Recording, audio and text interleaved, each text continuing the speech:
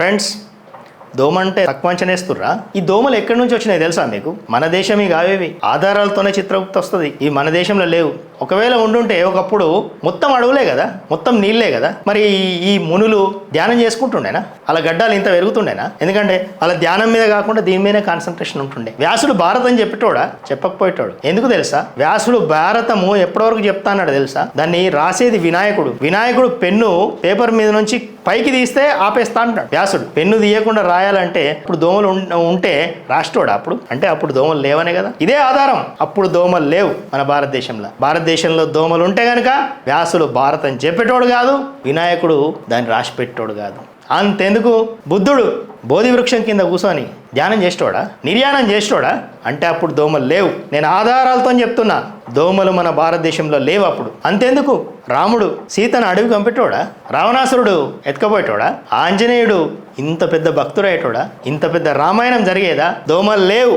అసలు దోమలే ఉంటే ఈ పంచపాండవులు అడవులకు పంపేటోళ్ళ ఇంత పెద్ద భారతం జరిగేదా? జరగకపోయేది. దోమలు లేవు, ఆధారాలతోనే చిత్రగుప్త. దోమలే ఉంటే అంతెందుకు, మొన్నటిదాకా వేమన బట్టలు వేసుకోకుండా తిరిగేటోడా, చెట్టు కింద కూర్చుంటోడా? పైజామా మీదనే కాన్సన్ట్రేషన్ ఉంటుండే ఆయన శతకం రాసిండు కదా వేమన.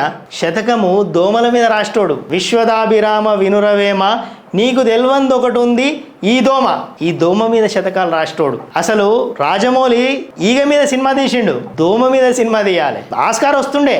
దోమ ఎంత టాలెంట్ అంటే, మనము దోమ బ్యాట్ పట్టుకుంటాం చూడు, ఈ చేతు గర్వది, ఈ చేతు గరుస్తుంది, అంత టాలెంట్. మళ్ళీ కప్పుకున్నాక చిన్నగా లోపలికి వచ్చి కుడుతుంది గుయ్యమని. పివి సింధు ఉంది కదా, ఈరోజు అన్ని కోట్లు పెట్టి ఆ కోచింగ్ పెట్టి ట్రైనింగ్ ఇవ్వాల్సిన పని లేదు. ఈ బ్యాట్ బట్టి దోమలు కొట్టిస్తే చాలు.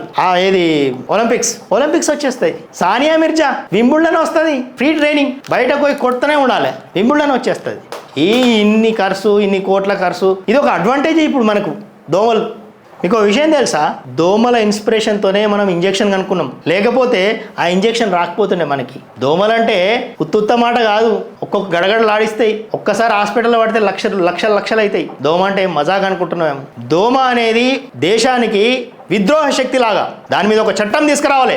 దోమ అంటే మజాక్ కాదు, టెర్రరిస్ట్ అది. కాబట్టి దాని మీద చట్టం తీసుకురావాలి. అది మన దేశంది కాదు. అది ఈరోజు అసెంబ్లీలో చర్చించాలి, పార్లమెంట్లో కూడా చర్చించాలి. దోమలు టెర్రరిస్టులు కాబట్టి మన చుట్టూ ఉన్నాయి. ఈరోజు రాహుల్ గాంధీ ఈ విషయం మీద మాట్లాడాలి, వేరే విషయాల మీద కాదు.